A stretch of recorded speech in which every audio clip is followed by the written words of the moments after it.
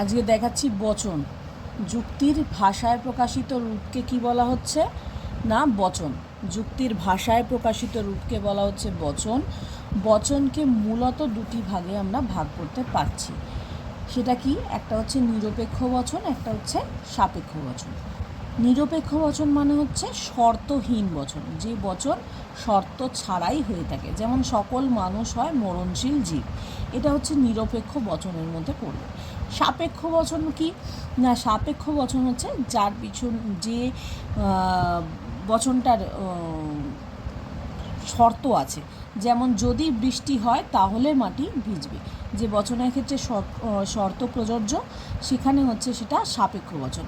সাপেক্ষ বচনকে মূলত আমরা দুটো ভাগে ভাগ করতে পারি, একটা প্রাকল্পিক, একটা হচ্ছে বৈকল্পিক। আর নিরপেক্ষ বচনকে দুটো ভাগে ভাগ করা যায়, একটা গুণ অনুযায়ী আর একটা হচ্ছে পরিমাণ অনুযায়ী। গুণ পরিমাণ অনুযায়ী নিরপেক্ষ বচনের চারটে ভাগ। একটা হচ্ছে সামান্য সদর্থক বচন, যেটিকে আমরা এ বলে জানি, এ বচন, এটা হচ্ছে সাংকেতিক রূপ, ঠিক আছে। আর সামান্য নঙর্থক বচন, সেটা হচ্ছে ই। সামান্য সদর্থক, সামান্য নঙর্থক হলো। এরপর হচ্ছে বিশেষ সদর্থক আর বিশেষ নঙর্থক। বিশেষ সদর্থকটাকে আই দিয়ে আর বিশেষ নঙর্থকটাকে হচ্ছে ও দিয়ে আমরা বলে থাকি। নেক্সট হচ্ছে কি, এবার এ বচন কীরকম হতে পারে, সেটা কীরকম রূপ হবে না, সকল মানুষ হয় মরণশীল। এটার ফর্মুলা হচ্ছে সকল ডট ডট হয় ডট ডট। আর ই বচনটা হবে কোনো গাধা নয় গরু। তার মানে এর ফর্মটা হবে কোনো ডট ডট নয় ডট ডট। আই বচনে দেখিয়েছি কোনো কোনো ছাত্র হয় বুদ্ধিমান। তার মানে এটা হবে কোনো কোনো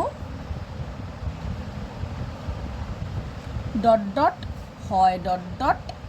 আর ও বচনটা হবে কোনো কোনো ডট ডট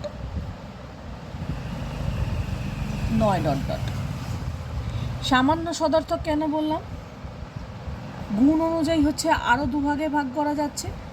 আচ্ছা বলে দিই, তার আগে গুণ অনুযায়ী দুটো ভাগে ভাগ করছি, পরিমাণ অনুযায়ী আবার দুটো ভাগে ভাগ করছি। গুণ পরিমাণ অনুযায়ী চারটে ভাগে। গুণ অনুযায়ী হচ্ছে সদর্থক, মানে হ্যাঁ বাচক। আর এটা হচ্ছে গুণ অনুযায়ী হচ্ছে আর একটা হচ্ছে নঙর্থক, না বাচক, মানে স্বীকার করছি আর স্বীকার করছি না। পরিমাণ অনুযায়ী হচ্ছে দুভাগে ভাগ করা যাচ্ছে, একটা হচ্ছে সামান্য মানে সমগ্র অংশটা, আর একটা হচ্ছে বিশেষ মানে পার্টিকুলার কিছু কিছু। তাই জন্য আমি কি করলাম, গুণ আর পরিমাণ অনুযায়ী চারটে ভাগে ভাগ হলো। একটা সামান্য সদর্থক, সবটাকে স্বীকার করব। সামান্য নঙর্থক, কোনোটাকেই স্বীকার করছি না অস্বীকার করছি, সবটাকেই অস্বীকার করছি। বিশেষ সদর্থক, কোনো কোনো কি স্বীকার করছি, আর বিশেষ নঙর্থক কোনো কোনোকে অস্বীকার করছি। এ বচন দিয়ে কি বোঝাবো? সকল মানুষ হয় মরণশীল, সব প্রজাতির মানে সকল মানুষই তো মরবে। তো এই বচনটাকে আমরা সামান্য সদর্থক বচন বলতে পারি, যেটা সমগ্র অংশটাকে স্বীকার করছে।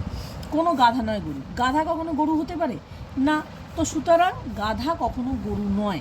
এইটাকেও কি বলছি না, পুরোটাই আমি বলছি গাধা কখনো গরু নয়। এটা গেল সামান্য নঙর্থক, পুরোটাকেই অস্বীকার করছি, গাধা গরু হতে পারে। নেক্সট হচ্ছে কি, বিশেষ সদর্থক। কোনো কোনো ছাত্র হয় বুদ্ধিমান, সব ছাত্র বুদ্ধিমান না, কোনো কোনো ছাত্র হয় বুদ্ধিমান।